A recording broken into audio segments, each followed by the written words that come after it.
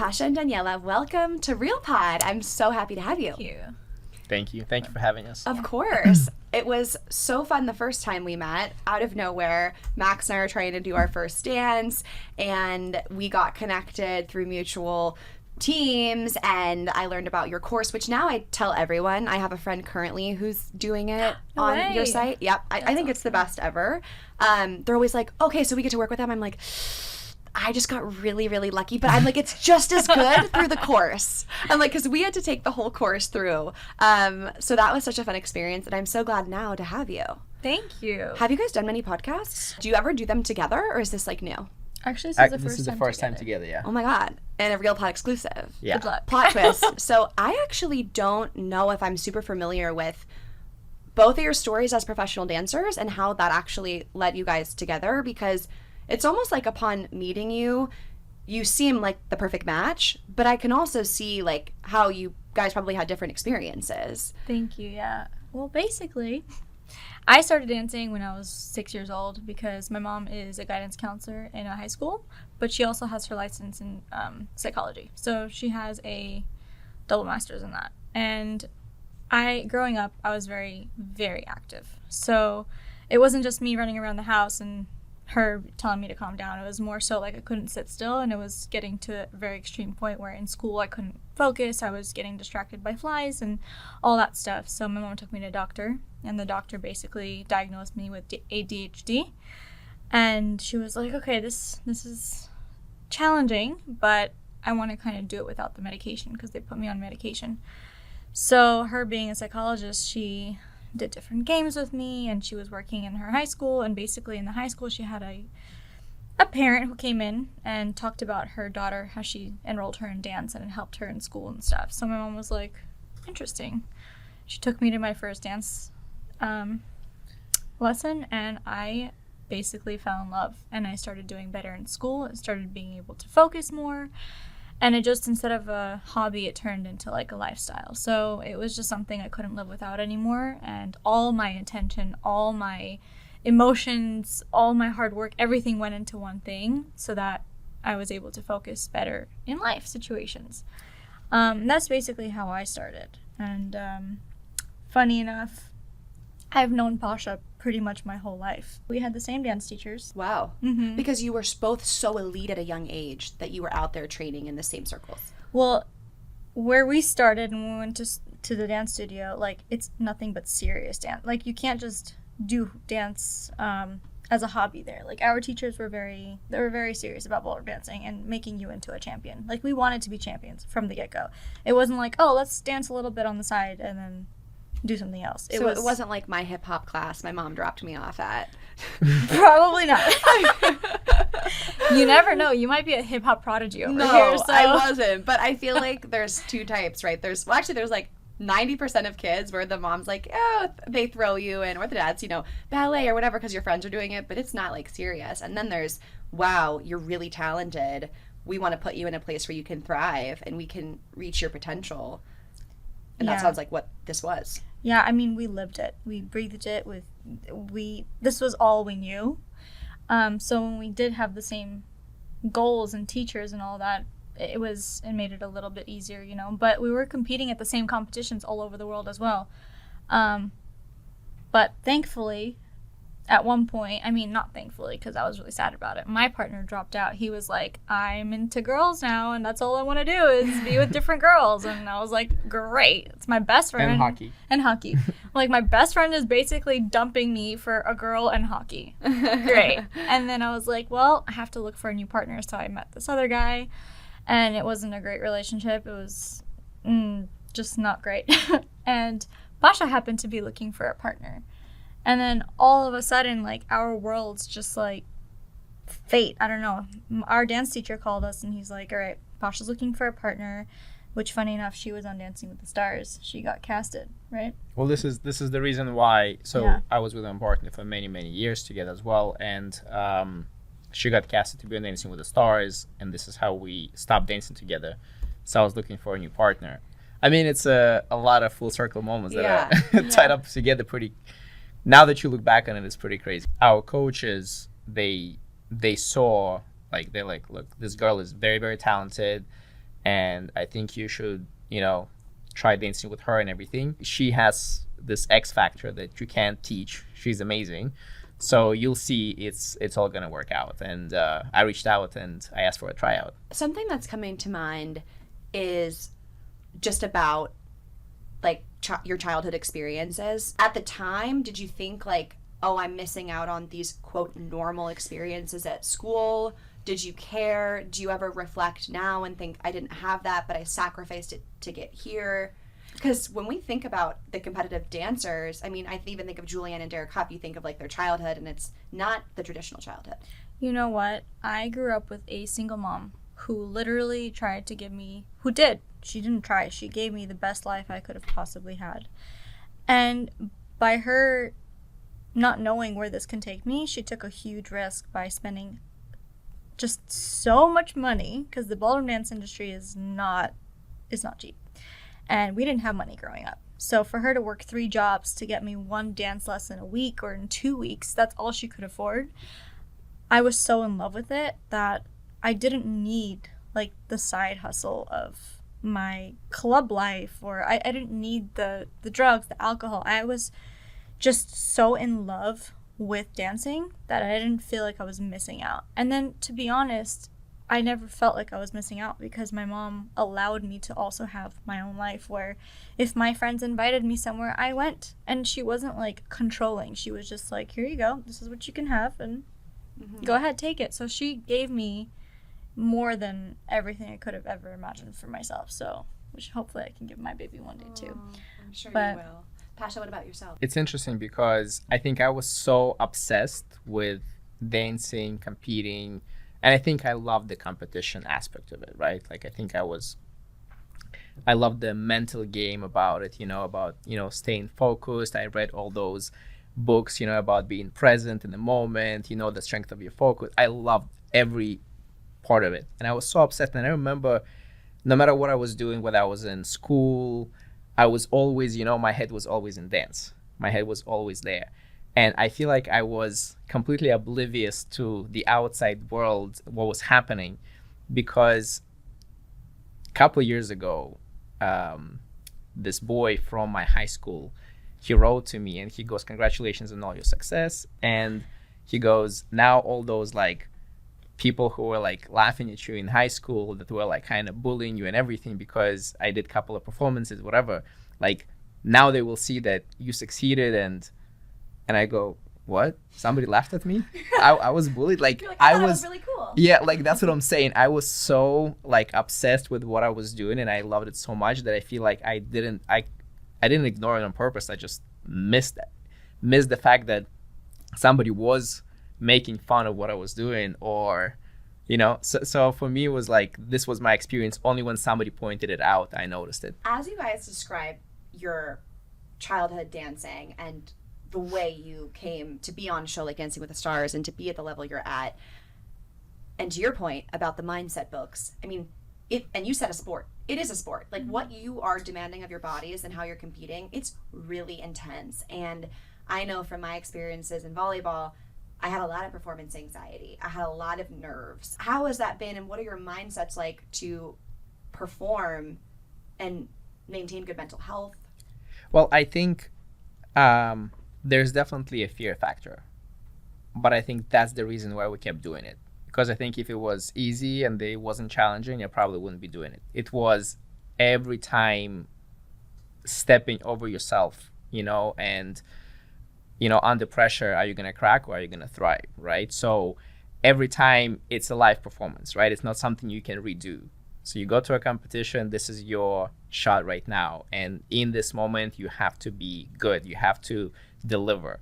So I think, and it's still to this day, like we just did the Dancing with the Stars tour live for 3 months on the road. We did 73 shows, and we knew our track, we knew it inside out, right? We could do it with our eyes closed on stage. Yet, even in the last show, there was still butterflies in your stomach, and before you step onto that stage, there's still nerves kicking in, right? And I think I always like to think about it that if you're nervous, that means you care. Because if you didn't really care about how it's going to come out, if you don't want to deliver your best performance or whatever, you probably wouldn't care. Yeah, you probably wouldn't get nervous. So this is how I look at it. And there was definitely fear factor involved every single competition, but for me, that's what I love the most about it. And getting to the level where it's not that it disappeared, but me being able to deal with it better over time is what was exciting. That I was able to, talk myself into that mental state where I felt like I was the ultimate, performer, athlete, whatever you want to call it, right? It was that mental game that I enjoyed the most. And I honestly think that if I wasn't a dancer, I'd probably be into something else that was still competitive just because I enjoyed that. Mm-hmm. You've mentioned the word fear a lot, and one of my favorite quotes I would call on when I had performance anxiety is how you can view fear in two ways. The first being fear everything and run, and the second being face everything and rise. And I feel like that is what you're describing. You thrived on the fact that you didn't know how you would perform in the routine. How about you, Daniella? To be honest, I've never loved competing just because I hate being compared to other people in my field of dancing, which is why I never liked it, because it's a subjective sport, really, because you're not being judged on how many turns you do. You're basically being judged on what you like better. And one of the things I really didn't like is being compared to other dancers, or this girl is better than that girl. I never liked that. So it was more of, oh God, I don't want them sitting and looking at me and saying, oh, she's crap compared to this one, and this one is better than this one. So for me, it was trying to get mentally out of a state of being perfect and trying so hard to please people. And the moment I kind of just let go and said to myself, listen, there's only one you, there's only one person that can do what you do, right? Then that's when everything started becoming better, because I started just performing and thoroughly enjoying everything that we've produced together. And whether it was us coming up with different choreography pieces and competing with them and showing them off, at the competition, or just moving my body in a different way than somebody else would move it, that's where I kind of started thriving, is finding my own ways of making a step look 100% organic and different to what somebody else can do. And a lot of times that might be worse because, well, they might view it as worse because it's not traditional. But when we danced and we performed our absolute best was exactly when we didn't look traditional, was when we did things that other people didn't, and did fun stuff and playful things and took regular basic moves and made it super unique to how we do it. So when we stopped being perfect is when I stopped trying to be perfect is when I started thriving. I love that. I think it's so applicable for life as well. Like when you finally just beat to your own drum and you trust your unique differences, like a million things can open up for you in the world. Getting on Dancing with the Stars, can you describe that and your choice to go on the show and how it's viewed in the ballroom world? Well, the thing is, the way our journey happened was we, at that point of our lives, got everything we wanted, and we've worked so hard since we were young to compete at all these world championship and prestigious events, and we set a goal for ourselves in those events that when we did accomplish them and we did rise and win those events, we're like, okay, this is great, but do we want to continue competing and just being in this field, in this world of dancing? Or now do we kind of feel like we're in that moment to branch out a little bit and see what else there is? And we have an amazing dance teacher who is literally like a life coach for us. It's Shirley Ballas. And she's Mark's mom. She raised Derek and Julianne as dancers too. But she has been my teacher since I was 8 years old. And she has always told us, listen, if you want to dip your foot in the water over there and try something new, do it. Do it now, because you don't want it to be too late. And she kind of just was like, all right, you have your goals, you got whatever you hoped and dreamed for in this, let's try something new. And that's exactly when Dancing with the Stars had their auditions. And we actually went on World of Dance first, though. Well, because so it's not easy getting Dancing with the Stars, and not easy. It's not even saying like not easy. It's not even a thing. It's like a lot of things gotta align for you to be on the show, and like we're very, very fortunate to be a part of it, because it's only a selected few that get a chance to be on it. And like Daniella said, once we accomplished all the goals that we set for ourselves as competitors, we then said, yeah, this is the time, let's go and try something else, which we really want to be Dancing with the Stars. And it took a while to get there. Like even we had our first auditions, at that moment we could bring to the table our expertise as dancers and teachers, but we didn't have any TV experience. So that's when we decided, we started recording different things for YouTube, different like music videos, and we went on the World of Dance, and we, competed on another dance TV show, and taking all those risks and kind of, it was scary because we had to, leave the competitive world and try something new and put ourselves out there. But at the end, thankfully, it all paid out. And eventually we did get on Dancing with the Stars. So once we accomplished our first goal and dream, that became the next goal and dream. Mm-hmm. And how do you both get on? Because it's not, were you like, we're a package deal? No. Do you get lucky? We had separate auditions. So I didn't even get a chance to audition because I was on tour with Derek Huff. So it was like, the way the universe works is crazy, because the first time we auditioned, we weren't even professionals yet, were we? Maybe we weren't professionals yet in the ballroom dance world, because you have amateur and professional categories. So we weren't even getting a chance to do professional. So I guess the universe was like, guys, wait a second, go live your hopes and dreams in the professional world a little bit, and while you're doing that, try the little TV hustle thing on the side. And that's exactly what we did. We were still competing in ballroom. We started our professional career. We went on World of Dance. And that's where Derek was like, okay, can you come in and like rehearse with me for a music video I want to do? I was like, amazing. Yeah, he's an amazing dancer. And we did the little gig together. And that's where he was like, do you want to go on tour for 3 months? And I'm like, I'm married and I have my dance profession. I don't know if I can do it. Pasha's like, you're going.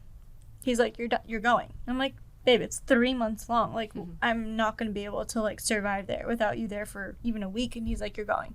I'm like, okay. So I called Eric. I'm like, all right, I'm going. And Pasha, he was like, I think Dancing with the Stars wanted us. We auditioned, right? Well, yeah. So basically, they said that there's going to be auditions. They reached out to us. So it's not like open auditions where you can submit your own thing. They reach out to you, I guess. They scouting. I don't know. You don't call them. They call you. Yeah. So there was audition. There were a lot of people auditioning. But at that day when the audition was happening, Daniella was on tour with Derek. So she did kind of like a virtual audition. But I auditioned in person. It was actually very, very interesting experience. Why? Because it was like broken down in 4 parts, and I think by doing that they really get to see you how you're going to be on the show, because you had to choreograph 2 dances, and they had to be to kind of like a pop music, not traditional ballroom, which is that you hear on the show. And you have to show 2 different styles, like Latin dancing, like proper frame ballroom dancing. You have to first choreograph it, then you have to dance it, so they see you as a choreographer and dancer. Then you do an on-camera audition where you answer questions, so I guess they see how you're on camera. And the last thing was they closed me in the studio with a camera and somebody who doesn't know how to dance, and they closed me in there for 15 minutes with camera, and they said, teach her something. So it was, what can you teach a person in 15 minutes in front of a camera? And so that was interesting, and it was a very, very interesting experience. Wow. And I know you guys are amazing teachers, because I was lucky enough to have one lesson with you, which is like bucket list for many people. So really grateful for that. I want to go back to one thing you said, which was you were like, I'm going to be there and I can't survive a week without you. I was thinking you guys have obviously spent so much time together. You're so connected in work and life, and you're a couple. How has that been? Like, does it work really well because you guys are so similar? What made you say, yes, just go do it? Some people are like, no, I want, you here with me. Like, there's jealousy or there's envy or there's anxious attachment. So I'd love to learn more about your relationship style. When you said you're similar, we are complete as different as you can get. Really? Yeah, we're complete opposites. You don't give that energy. Yeah. And I think that's why it works. Yeah. We're very, very different. But I always like to look at the big picture. And I think once you step outside and you see the big picture, it's always easier, to make decisions. And you're like, okay, look, it's just 3 months. If you think about it, right? In a scheme of life, 3 months, but you have this amazing opportunity and it's pushing our career forward and we're trying something new, which we wanted to do. So why not do it? Yeah. So that was my take on that specific situation. But also there's trust. And that, I think, this is like marriage counseling right here. Guys, if you're tuning in, I'm just kidding.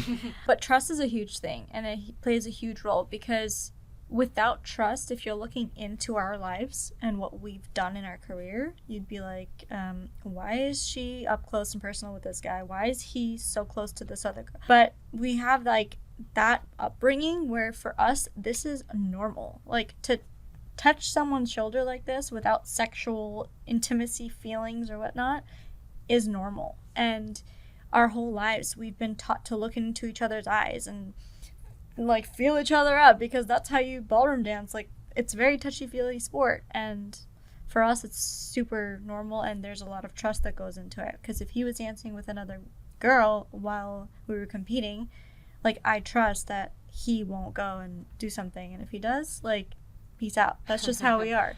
But that's how it works on the show too, and that's a big topic on our show is that trust. You know? What's the line there? Because I can imagine when you and I saw you both dancing together, I think it was during the Lover, I went to Taylor Swift night, and we were going to say hi to you, and you were coupled up, which I think is so great that in those dances you guys get to be together, and like obviously you guys are looking at each other with like dying love for each other. It's clear. But then, like, if you dance with someone else, both of you have to, fake that connection because it's part of the performance. So isn't there an element, though, of, like, what's the line of eye contact or, like, expression? How do you guys tell? Well, the thing is... It's like acting, right? So, like Daniella said, from a young age, for example, when you dance ballroom, and specifically ballroom, talking about, like, waltz, foxtrot, right? It's... you're in a frame, your two bodies are connected together, like Fred Astaire and Ginger, right? And we would practice with a piece of paper, like since we were kids, a coach would put a piece of paper between two people, and you move together and you look at it, it's, I don't know, like sport. You have to do something in sync. Two people have to move together with body contact and move like one. Yeah. It's part of the dance, right? So for us, we don't think about it in any other way rather than this is the technique. Right, so this is a technique. You hold the person by their hand, you look them in the eyes, you dance, in close proximity with each other. You're selling the story. Like you're literally, if you're not looking into each other's eyes and you're not close enough, like you're not selling anything. It's like acting. It's literally acting. So it's funny because there are times where we have partners, like for example, Pasha would come to a lot of mine and Iman's, a partner of mine's rehearsals, and he'd be like, closer, nose to nose, or like forehead to forehead, and Iman is like, bro, that's your wife, and he's like, yeah, I know, but that's the storyline. Same thing with Ariana this season. Like I'd come in, I'm like, you need to be nose, like touching his nose with your nose, like that's how close you need to be. It needs to be sexy.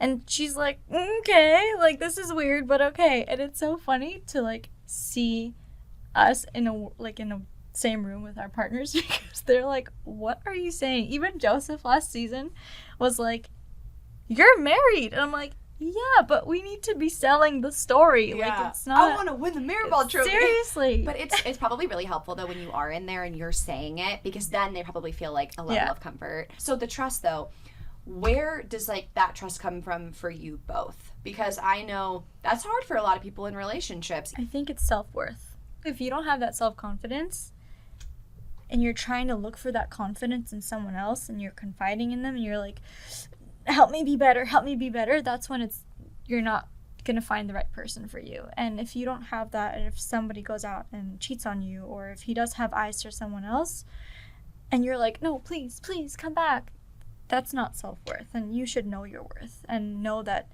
whoever you are, you will find better for yourself if your man or woman is, or partner is, taking interest in someone else. Mm-hmm. And if they are, peace out. Like, why stay with I love them? that she throws up the Peace out. No, Why I stay always with say them? that to Max. I'm always like, if you ever I'm gone, he's like, I know. He's like, if you can't, he always imitates me. I do the same It's thing. true, You though. gotta keep reminding them that like no matter how long we've been together, Yeah. one and done, baby, one and done. I always say For once, sure. you know, like, what is it? Once a cheater, always a cheater. Yeah. Like, for sure. And like, that's one thing that I wouldn't be able to forgive. We have the same view about it, that like, it's something that's unforgivable, you know? So why would you ever? Mhm. And, you know, But listen, there are people who do it and they're fine with it. Please live your life. no, that's personal, of course. That's yeah, it's a my personal personal But thing. you gotta be aligned with the person you're gonna commit to. That's you have the to be on the thing. same page. That's the thing. There's a lot of people who are like, wait, I'm not on with that. Back to you guys being more opposites. If you think about a time that you like, I'm guessing then that means there is conflict sometimes because you want or think differently. How do you what's the thing? That's the There- thing. there are no Actually, we have conflicts. less conflict. Really? Yeah, and the thing is this, it's like Daniella she is, first of all, she has zero filter, as you can I'm probably so tell sorry. already. Yeah, I'm like rambling. And she's the most straightforward person. Like, there's no mind games, there's no nothing. If she doesn't like something, whether it's with me, our colleagues, you can ask our colleagues you on can tour, ask them. they'll tell you. She'll be the first person right away to tell you, because that's her thing. She's like, why not say it? Why just not say it? And love that. it might not At first, be great. it's shocking. People are at first like, wait, what? But then they respect it. They're like, oh, she's actually the only person who tells me the truth, right? So she's very straightforward. So for me, it's like, it's never guessing. And if it never escalates to any argument, because before the argument can even start, she would already tell me if she didn't like something or whatever, right? But he's Buddha. So he is literally like, if something happens or whatever, he's so calm and he's so reasonable and just so smart. And he's like, tell me why. Just tell me why. I won't do it again. Just tell me why. Yeah. Like, he's just like the nicest He's person Buddha. That's hilarious. ever. He's literally Buddha. Like, nothing ever phases him. And if it does, run. Because that's a side you do not want to see. Nah. It's when it's something to do, I guess, like with, if something to do with family, or, you know, like if I feel that my family has been, or my close friends or whatever it is, you know, like has been disrespected, or it's those cases for me, you know, when it's like somebody steps over some boundaries. That's, I think, the only thing for me. But otherwise, yeah. And that's why there's no arguments, because it never escalates, it never to that. And I think that's where the difference between our personalities actually works for the better. One of my pet peeves is when I see somebody and they're like, what's wrong? And they're like, nothing's wrong. Clearly something's wrong. Just tell them something's wrong, because that will fix everything, I promise. Like, that is one thing that is just like, why? Just literally tell them what's wrong for me in my brain. I think our only, if you call them fights or disagreements or whatever they are, were when we were competing and when we were in a rehearsal space. Good. I'm like, give us the tea. I want to be a fight between the two. And we always, the first thing that we decided once we started dating was that we're going to separate the workspace and, you know, like our personal life, because like the moment we step outside of the studio, if there was some disagreement in the studio, we do not take it home, right? But disagreement was, again, I think it's in ballroom dancing, right? The big thing about ballroom dancing is connection, right? This is so stupid. When you basically I'm know, so excited. yeah, when you So stupid. because you always hold each other, right? And you lead each other and you follow, and it's such a in the moment sensitive thing, right? That like, oh, like that was too strong or not enough, or you led me too soon, or you didn't follow me, or you didn't wait for me to lead you, you went by yourself.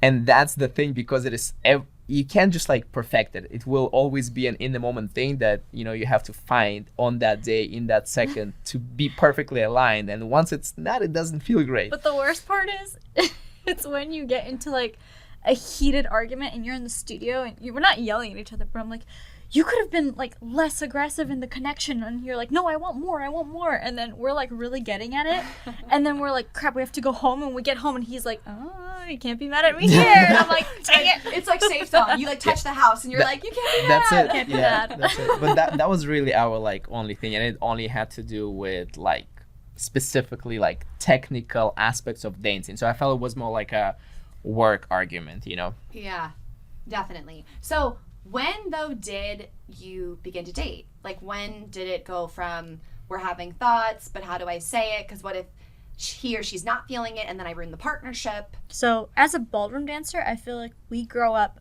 faster than a lot of the people see us to be. And we've been in each other's lives for so long. Like, I feel like I knew of him and he knew of me, that we kind of like became best friends so fast.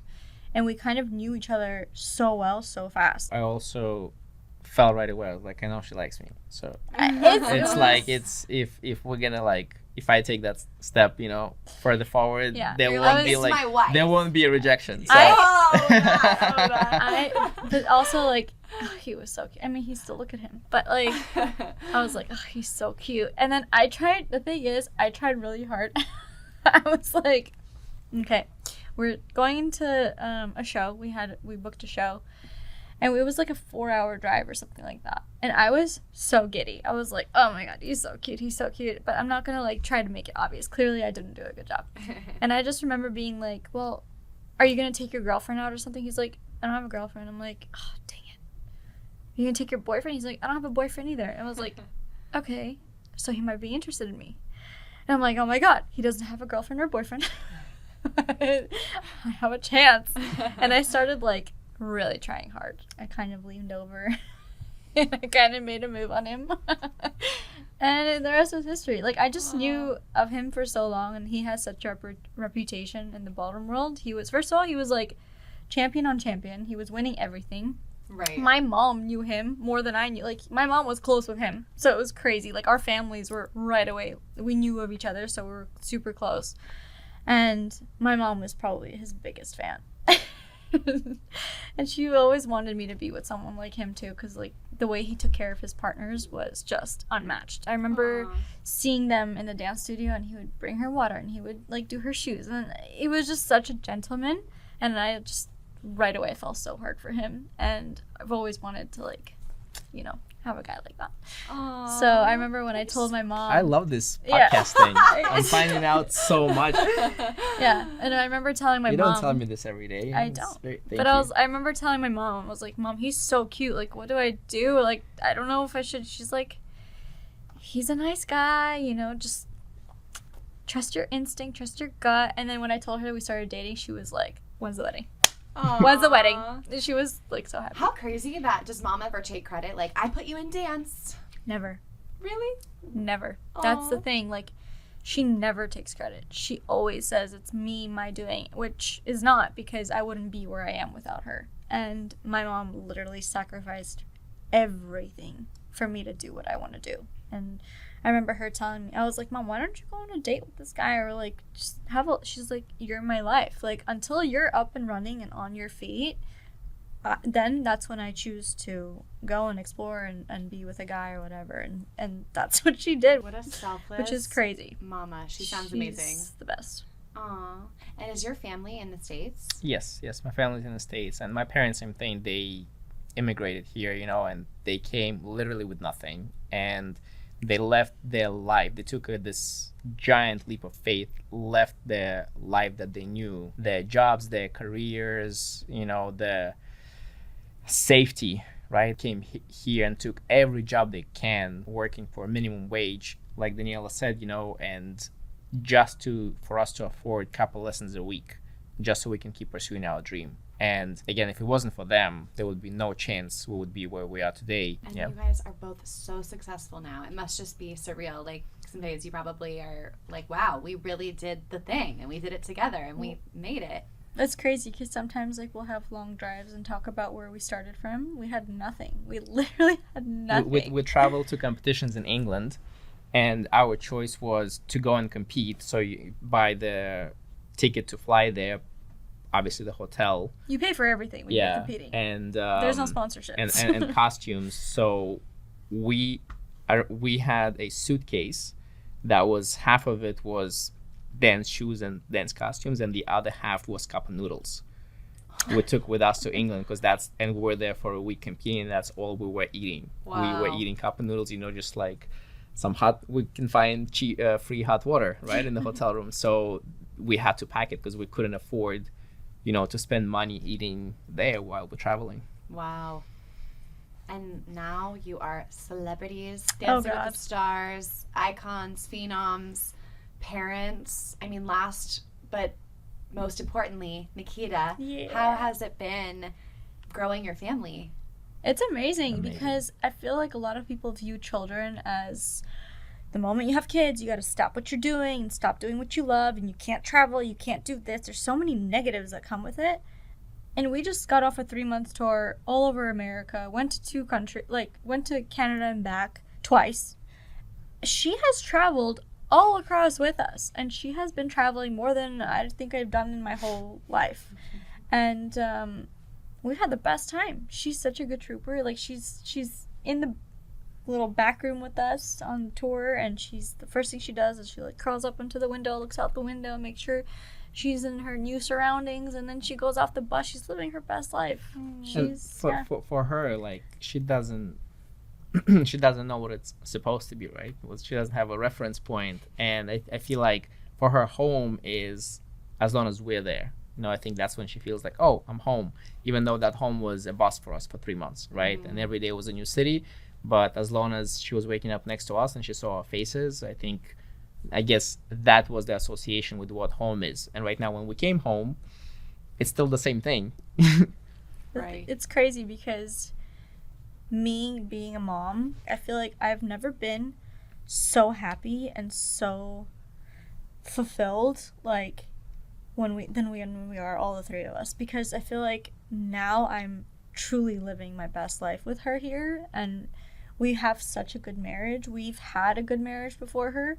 We have a great marriage with her, and I feel like the 3 of us just, I've never been so happy, and I feel like people can see that, which is crazy because I don't read comments online very much. We try not to read comments, but a lot of them lately have been you're glowing, you look better as a mom. I feel like I'm meant to be here. I wanted to be a mom my whole life, and the fact that I'm here is surreal, and the fact that I get to do it with him and her together is even crazier. It's I've only wanted that in life, and I'm just so genuinely happy to do it with the 3 of them. It's crazy. I'm so glad that you feel that way. I mean, that's everything a new parent could hope for, is to feel that way when they have their baby. Yeah. It's probably a few years off for us, but that's I can okay. only There's hope. no time limit. Right. But I know, similar to what you said of it's your dream to be with Pasha and have kids together. I think about that with Max with every milestone. I'm I would love to be your wife. And then I'm oh my gosh, I would love for you to be the father of my children. But it's so cute. You can't rush the process. Yeah, and you have to trust it too. Mm-hmm. You really have to trust the process. So there's no timeline. If you set your timeline, that's usually when it doesn't happen, because the universe knows better than you when the right time is. And for us specifically, it was now. He's you're getting more compliments. I'm loving it. Yeah, I mean, we're gonna celebrate our 10-year wedding anniversary this coming July. Wow, So congratulations. it's been a while that we've been together, but you see, we only have a kid now, and of course we've heard many times, that we have European parents. Yeah, why aren't you having kids? We want grandchildren, and of course, everybody has their own opinion and friends and this and that, and oh, nobody's getting any younger. But I honestly feel like everybody has their own timeline, and they said, well, when you're gonna have a kid, you'll regret that you didn't have them earlier. I had a kid, and I'm I feel that this is the perfect time, and the perfect time because I'm in a point in my life where I have an opportunity to spend the time with her that I want to spend. And if I had her earlier, I wasn't in that place in my life where I could afford to do that. And I'm and the most valuable thing is for me is the time with her. right now, because she's growing up. Everybody says, they grow up so fast. She's growing up so fast, and you don't want to miss anything. And I'm like, if I was, hustling and bustling to the point where I couldn't see her, that would be the worst feeling in the world. So for me personally, this was the perfect time. So I guess everybody has their own timeline. And because you chose now, you have Nikita. I am so glad that you both feel so fulfilled, and you're just the loveliest humans. Congratulations on everything. You guys wholeheartedly deserve your success. You've worked your asses off. Your families have sacrificed. You've sacrificed. And I just it's surreal to think about the cup of noodles to now. So congrats. Thank you. I'm grateful to kind of feel like we're friends now, and I know you both and root for you, and thank you for coming on the show and being so open, and I'm wishing you all the best. Thank you for having us. Of course. This was awesome. Yay. Never had so many compliments in my life. Oh.